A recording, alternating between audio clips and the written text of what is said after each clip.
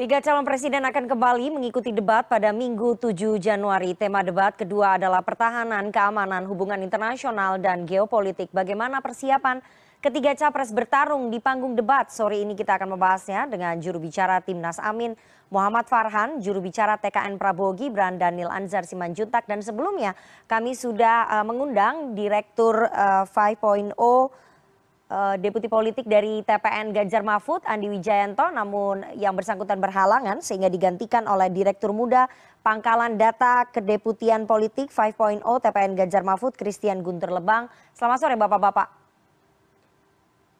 Selamat sore, Assalamualaikum. Waalaikumsalam. Sore Mbak, sore. Saya mau ke Mas Farhan terlebih dahulu ya, sesuai dengan nomor urut. Mas Farhan, bagaimana persiapan Anies Baswedan jelang debat Capres 7 Januari? Apakah gaya komunikasi Anies akan mempertahankan pola sebelumnya yang banyak mengkritik kebijakan pemerintah di bidang pertahanan, keamanan, dan geopolitik, mengingat Mas Anies membawa narasi perubahan ini?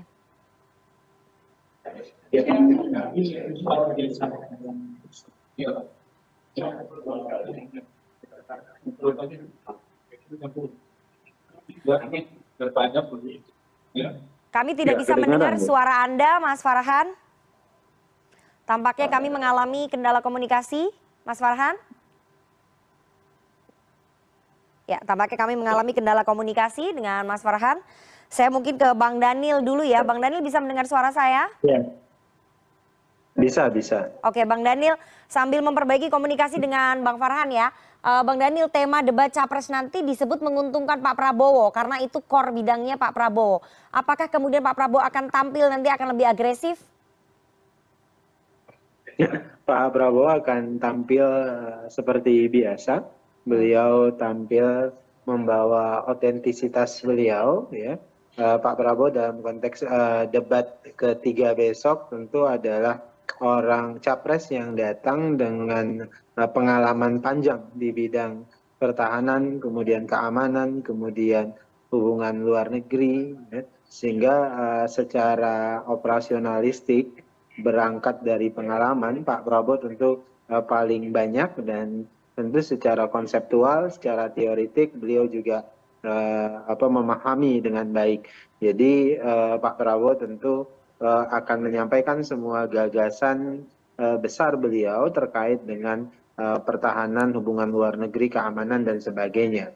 Namun yang perlu dicatat adalah meskipun tema-tema tersebut adalah tema yang embedded dengan beliau, tentu beliau tetap mempersiapkan semuanya dengan baik, tetap mendengarkan aspirasi, masukan, dan saran dari banyak pihak terkait dengan isu pertahanan, keamanan, hubungan luar negeri, maupun tema-tema lain besok yang akan dibahas. Oke, baik. Jadi Pak Prabowo akan tampil tidak agresif atau bagaimana? Pertanyaan saya belum ada jawab tuh tadi Bang Daniel. Ya, seperti biasa Pak Prabowo akan tampil otentiknya beliau. Anda bisa lihat seperti apa beliau tampil, ya Pak Prabowo akan tampil sebagaimana biasa beliau tampil. Oh, baik. Saya mau ke Bang Farhan lagi. Sudah mendengar Mas Farhan? Terdengar jelas, Pak. Apakah suara saya terdengar jelas juga? Oke, Mas Farhan, silakan. Saya tidak perlu mengulangi pertanyaan saya. Silakan Anda jawab. Jadi apa yang akan ditampilkan Mas Anies akan mempertahankan gayanya yang agresif?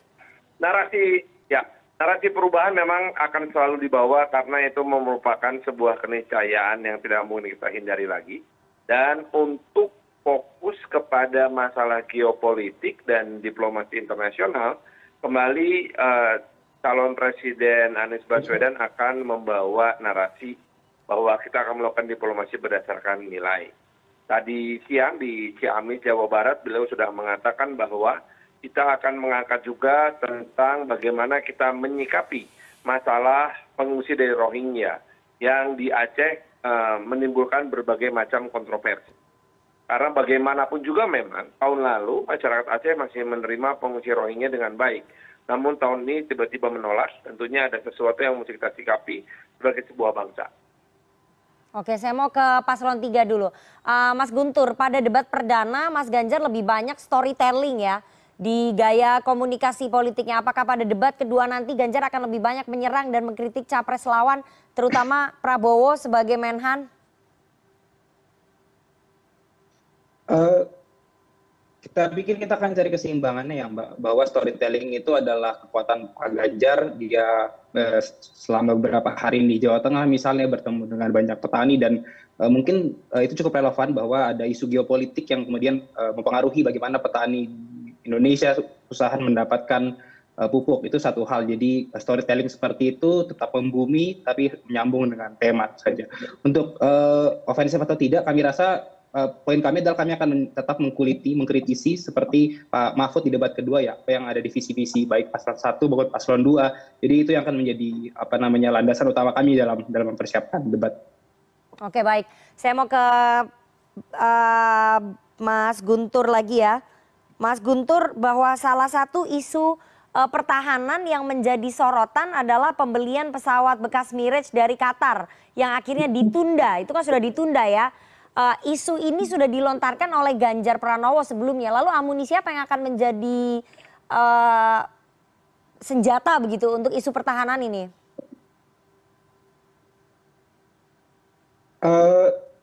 Mungkin kita pertama harus apresiasi dulu ya bahwa ketidakjelasan pengadaan Mirage ini kemudian disikapi dengan penundaan. Itu satu.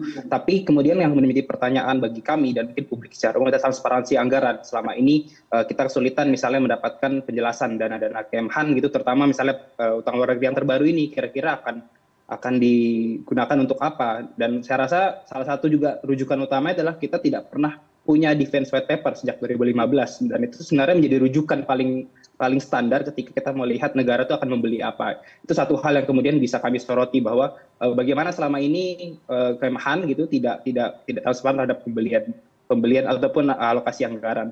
Kedua, isu alutsista ini tentu saja tidak hanya soal fighter ya, fighter Mirage ataupun misalnya rencana pembelian Rafale dan sebagainya. Masih ada isu-isu alutsista lain yang bisa kami dalami misalnya untuk angkatan laut, angkatan udara dan angkatan darat yang kami pikir akan bisa menjadi pembelajaran juga untuk publik bahwa kira-kira alutsista strategis apa yang akan kami kembangkan ke depannya. Baik, saya mau ke Bang Daniel. Bang Daniel, salah satu yang menjadi sorotan tadi sudah disampaikan oleh Mas Guntur adalah soal anggaran belanja alutsista Kemhan yang disebut juga ya oleh Menteri Keuangan menambah utang luar negeri sebesar 385 triliun. Bagaimana menjawab isu ini nanti Pak Prabowo di debat, Bang Daniel? Sederhana, yang berhutang itu bukan Kementerian Pertahanan, yang berhutang itu adalah negara dalam konteks ini, atau yang berhutang itu bukan Pak Prabowo. Jadi bagi orang yang paham itu pasti memaklumi ada fakta hutang negara. Misalnya begini, kita tahu bahwasannya hutang negara itu dialokasikan untuk banyak belanja, bukan hanya di Kementerian Pertahanan. Kan kalau kita lihat struktur keuangan negara, ada pendapatan negara, ada belanja negara, ada pembiayaan. Dan semua kementerian, karena basis anggaran kita itu adalah basis kinerja, itu menyampaikan programnya semua. Nah, kemudian Kementerian Keuangan baru mencari dari mana sumber uang untuk membelanjakan program-program tersebut. Jadi di Kementerian Sosial akan mengajukan programnya, Kementerian Pertahanan menyampaikan programnya, semua kementerian menyampaikan itu. Kalau kemudian dari program-program yang dianggap urgent itu kita kekurangan pembiayaan karena pasti anggaran kita anggaran defisit, maka kita menentukan pembiayaan. Nah, salah satu unsur pembiayaan itu adalah hutang negara. Jadi ketika kita bicara hutang negara, kita tidak sekedar tentang bicara hutang yang yang kemudian digunakan untuk belanja di Kementerian Pertahanan, tapi juga bicara tentang hutang yang dibelanjakan di Kementerian Sosial misalnya. Kan bedanya kalau di Kementerian Pertahanan kita gunakan secara transparan terkait dengan belanja alutsista dan prajurit dan sebagainya.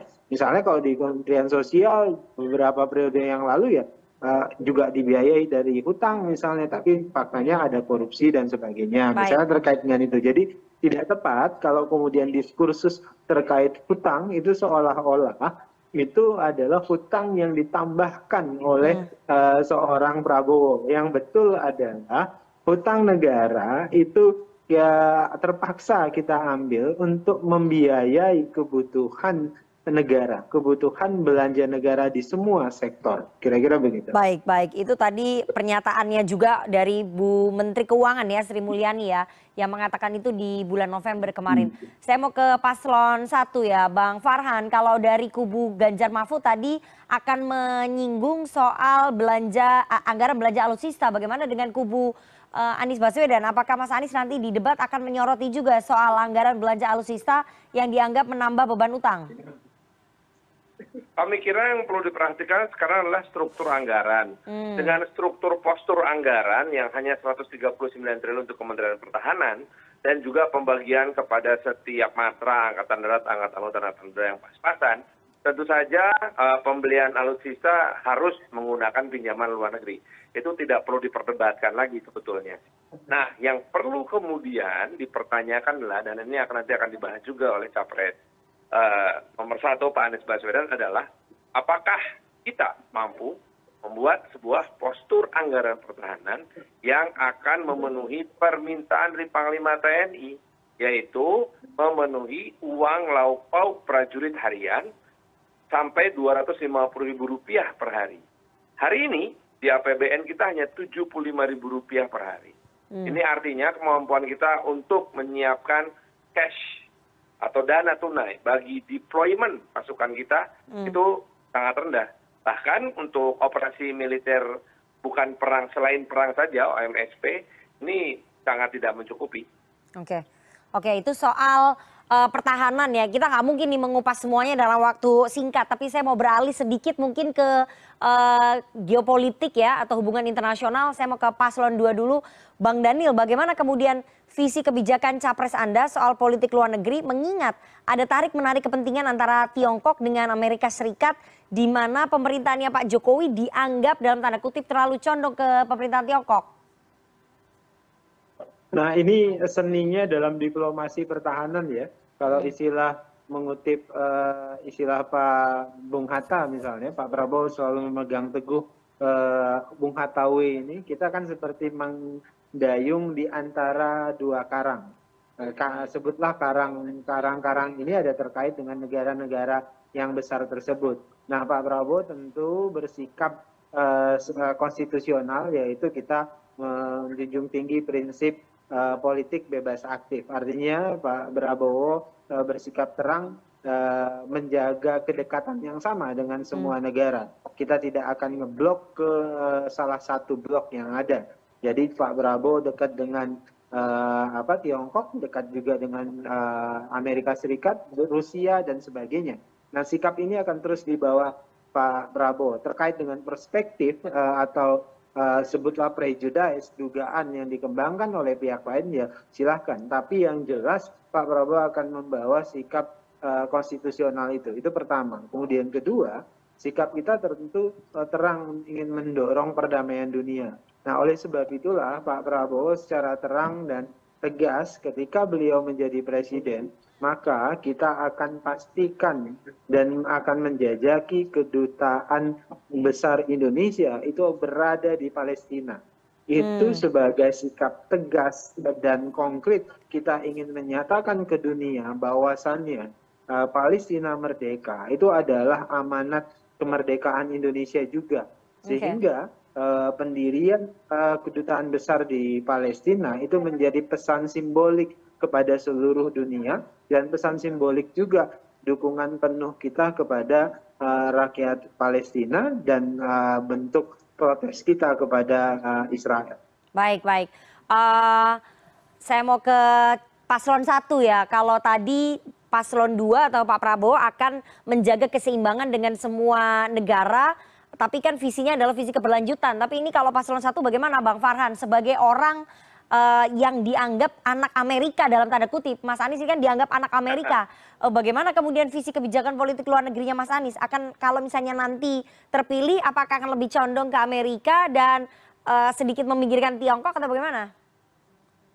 Diplomasi yang dibawa oleh Pak Anies Baswedan adalah diplomasi yang berdasarkan nilai. Jadi artinya apabila memang masih mengikuti nilai-nilai kemanusiaan yang kita junjung tinggi dan bernilai universal, maka itulah yang akan diutamakan.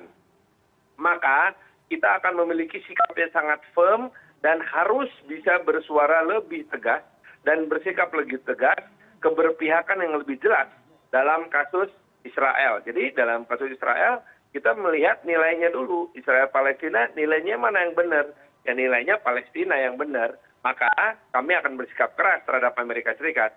Tetapi ketika juga kita bicara soal Laut Cina Selatan yang bermasalah dengan Nine Dash Line Claim dari Tiongkok yang berhadapan dengan zona ekonomi eksklusif Indonesia, nah ini pun artinya kita harus melihat mana nilai yang benar. Dalam hal ini kita akan bersikap tegas juga kepada Tiongkok. Tentu saja banyak cara yang bisa kita lakukan seperti yang terjadi sekarang, ada kerjasama, eksploitasi, atau peningkatan nilai ekonomi kelautan di Laut Cina Selatan dan di Natuna Utara yang sudah ditangani kerjasamanya Indonesia dengan Tiongkok. Tapi pada saat bersamaan kita juga harus melihat apakah kerjasama ini merupakan kerjasama yang sesuai dengan nilai diplomasi internasional Indonesia yang menganut sistem kemanusiaan atau nilai kemanusiaan yang universal. Oke, baik. Terakhir saya mau ke Mas Guntur ya. Mas Guntur, apakah Mas Ganjar akan melanjutkan kebijakan politik luar negerinya pemerintahan Pak Jokowi yang lebih condong ke Tiongkok? Saya pikir pertanyaannya bukan seperti itu ya, tapi pada dasarnya politik luar negeri itu kan cara mencapai tetap apa yang namanya kepentingan domestik. Jadi ini bukan soal kita akan condong kemana gitu, dan itu satu. Dua, yang Pak Ganjar akan kedepankan adalah pertama, dan ini sepertinya sudah disepakati juga oleh banyak negara-negara selatan, termasuk Bu Menlu ya, bahwa kondisi sekarang di dunia global ini tidak berkeadilan untuk negara-negara berkembang. Jadi ini bukan masalah kita akan blok timur atau blok barat misalnya, tapi ini adalah masalah bagaimana Indonesia sebagai negara berkembang yang punya banyak potensi gitu untuk menjadi world leader, mereli negara selatan lainnya untuk bisa mendapatkan isu yang berkeadilan, misal soal isu iklim atau isu teknologi decoupling gitu. Kita kan selama ini mendapatkan banyak berita tentang bagaimana negara-negara berkembang itu kesulitan mendapatkan koneksi 5G karena misalnya larangan negara-negara tertentu gitu. Nah itu yang kami akan bawa bahwa ini bukan soal blocking, ini bukan soal memilih kawan A atau B, tapi bagaimana solidaritas kita tetap bisa dijaga dalam diplomasi kita. Dan tentu saja yang akan diutamakan tetap dalam diplomasi isu tetap perlindungan WNI. Dan ketika kita bicara tentang konteks ini, kita bisa melihat ada di negara-negara tadi gitu, negara-negara yang berpotensi konflik, ada warga-negara kita di sana. Dan itu yang akan kita kedepankan untuk dijaga. Oke, iya, tapi Anda belum menjawab pertanyaan saya. Akan lebih condong ke mana? Karena sekarang ini pemerintahnya Pak Jokowi dalam tanda kutip memang lebih condong ke Tiongkok dibandingin ke Amerika Serikat. Jadi Mas Ganjar posisinya nanti akan bagaimana? Melanjutkan atau menjaga keseimbangan tadi? Lagi-lagi Mbak, itu condong itu dari ekonomi. Tapi secara banyak pakar sudah bilang kalau secara pertahanan tetap Amerika kan the sole leader ya untuk isu pertahanan. Jadi tidak relevan sepertinya untuk bilang kita akan condong ke satu hal saja gitu. Pasti akan kita pikirkan pertama-tama national interest. Jika memang yang bisa ditawarkan Tiongkok adalah yang sesuai dengan national interest kita, kenapa tidak? Dari sisi lain sama juga ketika misalnya negara-negara barat, negara-negara aliansi Amerika juga bekerja sama dengan kita, bisa menambah pasar produksi domestik dan sebagainya, kita tentu akan bekerja sama dengan mereka. Oke, artinya secara ekonomi kalau misalnya nanti negara-negara besar seperti Amerika Serikat lebih menguntungkan, berarti akan menjaga keseimbangan ya, tidak lebih condong secara ekonomi ke Tiongkok. Begitu yang saya bisa rangkum dari jawabannya Mas Guntur tadi ya. Oke. Iya, intinya national interest sih Mbak tetap. Oke, nanti kita lihat bagaimana penampilan ketiga capres di panggung debat hari Minggu tanggal 7 Januari akan seperti apa? Apakah Prabowo Subianto yang dianggap dalam tanda kutip menguasai isu-isu pertahanan, keamanan dan juga geopolitik serta hubungan internasional bisa menguasai panggung atau justru sebaliknya dua capres lainnya yakni Ganjar Pranowo dan juga Anies Baswedan akan bersatu padu memberikan serangan-serangan begitu ke Prabowo seperti debat perdana, kita belum tahu, kita lihat nanti.